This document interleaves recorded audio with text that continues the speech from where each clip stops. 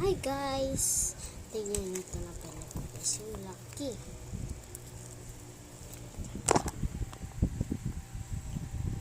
Like that. Let's open it. Wait lang po. Yan po guys. Po siya. Napakalaki po oh.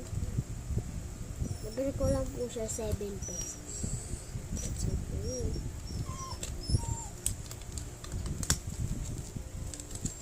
Nayak ulit ko na sa list.